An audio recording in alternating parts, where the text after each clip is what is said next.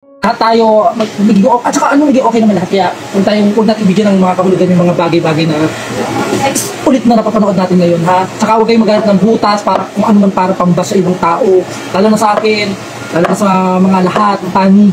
Kaya magmahala na lang po tayo, okay? Yan ang ilan sa mga huling salita at huling pakiusap ni Mr. Dindo sa kanya pong live kani-kanina lang, kung saan sinabi niya na tigilan na di umano ang paninira, tigilan na ang mga pagkukumpara at kung ano-ano mga words na lumalabas coming from the bashers and the supporters ng magkabilang panig. Sa ngayong araw po ay mukhang peaceful na po at talagang naka-move on na ang lahat. Nakita naman natin sa mukha ni Mr. Dindo Caraig na talagang totally is talagang he's working on his own na. So magtatrabaho na siya para sa sarili niya.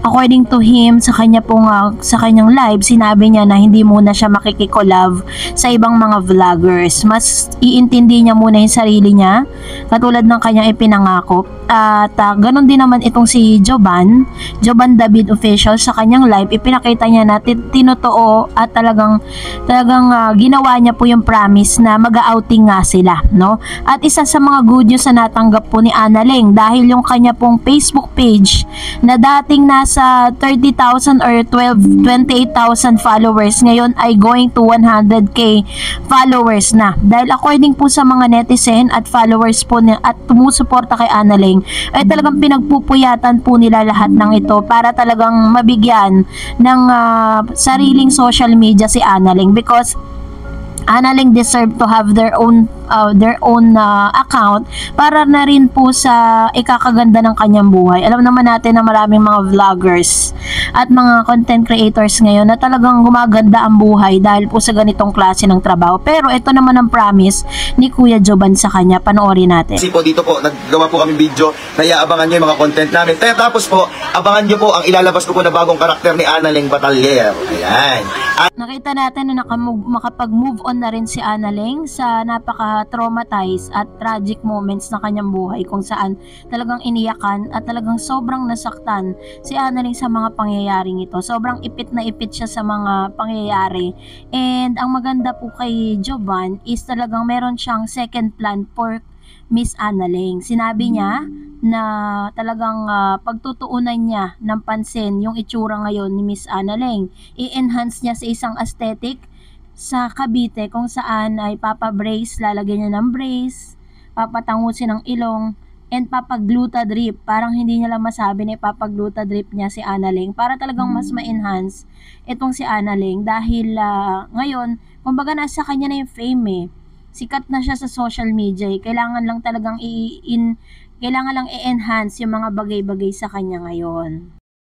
Kaya naman sa kanya pong vlog, narito po ang ilan sa mga pakiusap nitong si Mr. Joban, no? Panoorin natin. Analing lang malakas guys, supportahan natin guys, kasi po yung page po ni Analing na yan, dyan niya po bubuin ang buhay niya. Ayan. Kaya sana supportahan nyo guys, at makakaasa po kayo na makakaahon sa hirap si Analing. Tandaan nyo po yan guys. Mag-isang taon lang siya sa akin. Huwag nang lalayo, huwag nang aalis, huwag nang pupunta sa mga ibang vlogger tulad dati. Mag-isang taon lang sa akin, mag-stick to one, may mararating siya sa buhay. Kaya nga sabi ko nga po sa inyo, dapat si Analing pa po matagal nang mayaman. Kasi alis lang siya nakalis sa akin, nasusulsulan ng iba, umaalis, pumupunta ron. Kaya hindi siya na-i-stay sa akin. Kaya sana guys, dito natin lahat buuin at hindi ka iiwanan ng ating mga mamis. Ayan. Maraming Kung meron mang may magandang naidulot itong si Dindo sa buhay ni Analing, nung nagkaroon sila ng collaboration, mas nabuksan ng publiko sa naging buhay ni Analing at mas marami ang naging supporters at nagmamahal sa kanya ngayon. Dahil nakita natin yung kanyang sitwasyon at nakita rin natin yung sinseridad ng bawat isa sa mga tumutulong at nakakasama ngayon ni Analing. So naging testing po sa kanya, yung sa kanyang puso, na test po yung kanyang pag-ibig, buhay pag-ibig, na-test yung buhay friendship at na-test din yung buhay ni Joban sa pagkakataong ito. Kaya mamimiss man natin ang Lindo, no? Mamimiss man ng maraming mga netizen, yung mga OFW natin na nag-aabang sa kanilang mga live, no? Mamimiss man natin sila, pero what is good thing about this, there is a new chapter at magandang kinabukasan na nag-aantay kay Analing. So sana lang, no, sa pagkakataong ito talagang maging makatotohanan na at mangyari na nga yung magandang future for Analing and of course para sa kanyang anak, katulad ng pinaplano nga ni Jovan. According to him, magkakaroon po ng panibagong karakter, ano, itong si Analing, kasi nakita naman natin na malaki po talaga yung changes niya mula po nang na talagang na i-partner siya kay Dindo. Wala na yung dating pagkatao ni Analing na talagang sobrang palamura, sigaw ng sigaw sa social media, na imbis na matuwa sa kanya yung mga viewers, mas naiinis. Pero nung nalayo siya kay XB at na i-partner nga siya kay Dindo, malaki yung naging changes niya.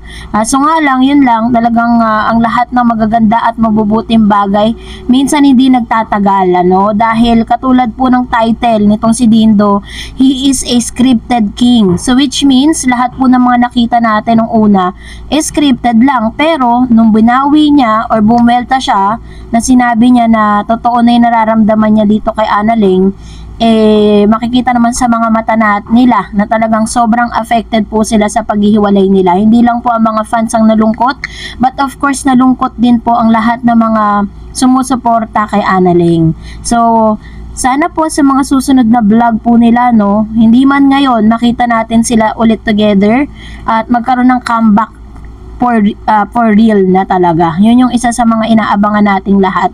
And stop bashing and stop spreading negativity. So, supportahan na lang natin yung magkabilang panig. Isipin na lang natin that when we support Analing, sinusuportahan din natin yung kanyang anak.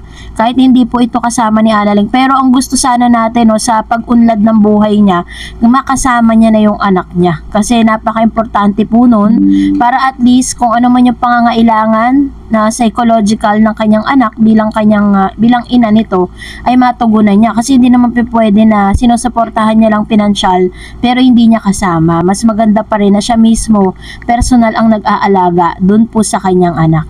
So, abangan natin yung mga pinapangako ni Jovan, ano, na bagong karakter ni Miss Analing lang ang malakas. Congratulations Analing for having 100,000 followers.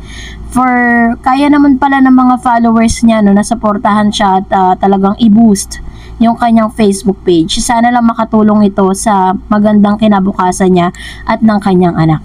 Well, kung nagustuhan mo ang video na ito, huwag mo kalimutang mag-like, mag-share, at mag-subscribe, at i-follow mo na rin ang aking Facebook page, DarEdsTV. And also, I have my TikTok account, which is DarEdsTV. Pwede nyo rin po akong i-follow doon.